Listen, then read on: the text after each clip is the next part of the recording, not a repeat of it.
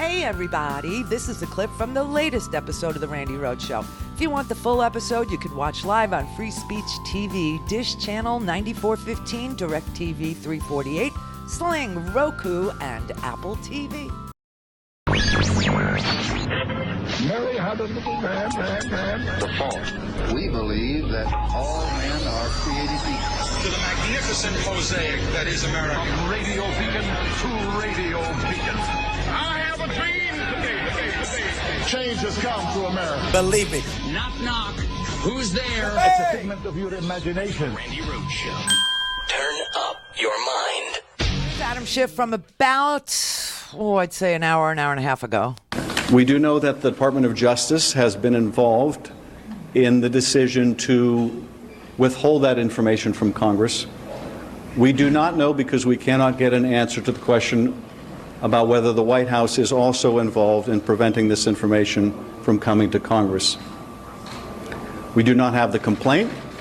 We do not know whether the press reports are accurate or inaccurate about the contents of that complaint. But what I do know is this: if in a matter within the jurisdiction of the Director of National Intelligence, you have an employee of that community or a contractor or detailee who follows the law and makes a complaint, Right. and it is possible for the subject of that complaint to essentially quash the complaint or keep it from Congress, then this system is badly broken. It is. Now, I don't think this is a problem of the law. I think the law is written very clearly. I think the law is just fine.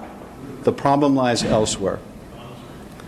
And we're determined to do everything we can to determine what this urgent concern is, to make sure that the national security is protected, and to make sure that this whistleblower is protected.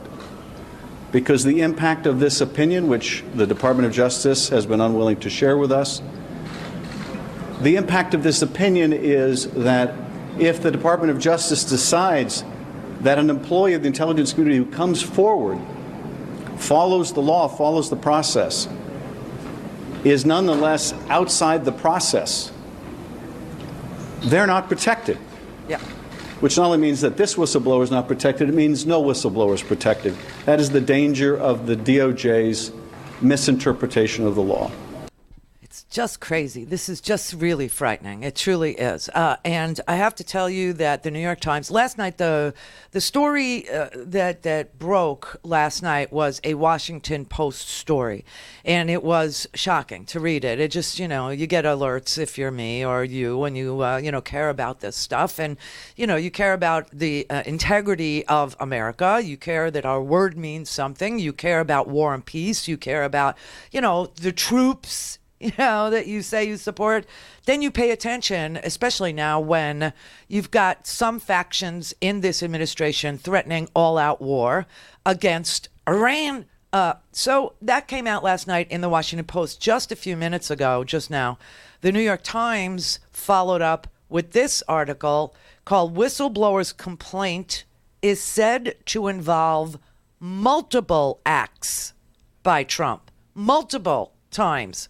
Donald Trump, a series of actions by Donald Trump. He said, or she said, we don't know, that it's more than any single discussion with a foreign leader that had him, his lights blinking red, his hair on fire.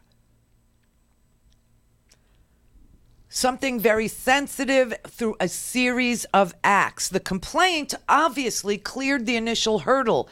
The initial hurdle is the Inspector General at the intelligence community. And that man's name is Atkinson. And Mr. Atkinson said this was credible and this was urgent. It was urgent. And that the referral had to go to Congress, had to go to the Intelligence Committee. And by law, that is the flow. That's the flow, right? And all of a sudden, the DNI, he's an acting, okay? We don't have a director of national intelligence. We have some third-rate, third choice, fourth choice, fifth choice guy sitting on top of, and the DNI, he is on top of all the intelligence agencies, every last one of them. Okay? And this guy is someone we've never confirmed. We don't know who this person is because there's no confirmation, because he's an acting. Okay, he's not confirmed. Replace Stan Coates.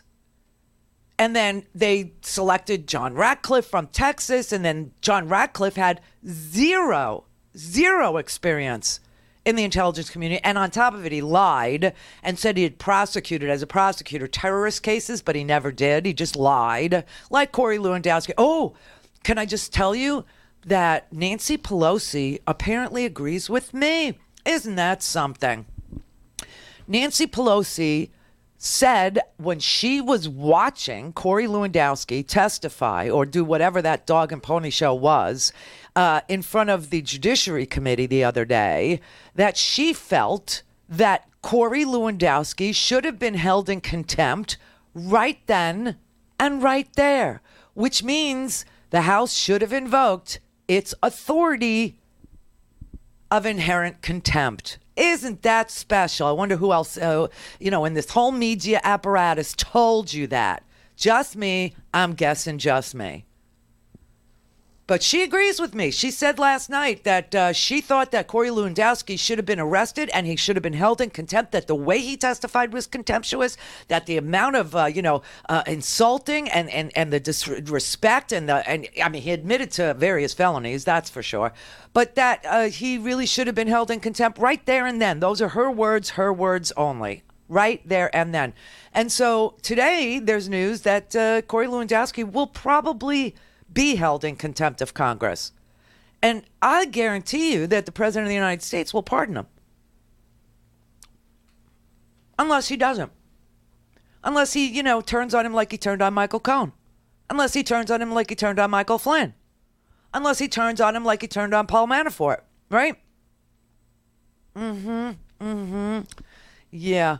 So Lewandowski, for all his, bravado and nastiness, he's in trouble. And that's great because I can't think of anybody. The only reason why Corey Lewandowski appears to be tough is because he's got protection. It's a racket, everybody. It's a freaking racket, this administration is.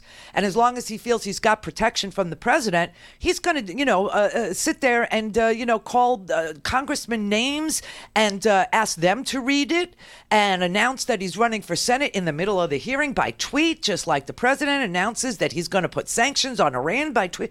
I mean, this is just insanity. This is, the business of, world peace and safety and security and protecting, our soldiers and sailors, airmen and Marines after they're deployed and when they come up.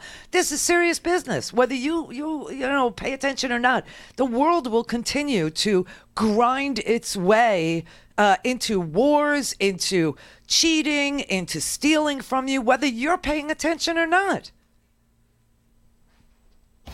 That's just a fact. So I would prefer to pay attention. I don't like being sandbagged. It feels bad. But Lewandowski's in big trouble. He is. He's in big trouble. And now you've got two hearings set up, okay, in the Intelligence Committee, not just Judiciary now. And the Intelligence Committee, chaired by Adam Schiff, is going to get a briefing, closed-door briefing, from the new acting DNI, Joe Maguire. But there's also, from the Inspector General, Atkinson. And then next Thursday, a week from today, Joe Maguire has been called to testify publicly in front of the House Intelligence Committee. So maybe we'll get some hints about how much danger we really are in. And is Trump really just serving Trump? Hey everybody, this is a clip from the latest episode of the Randi Rhodes Show. If you want the full episode, you can watch live on Free Speech TV, Dish Channel 9415, DirecTV 348, Sling, Roku, and Apple TV.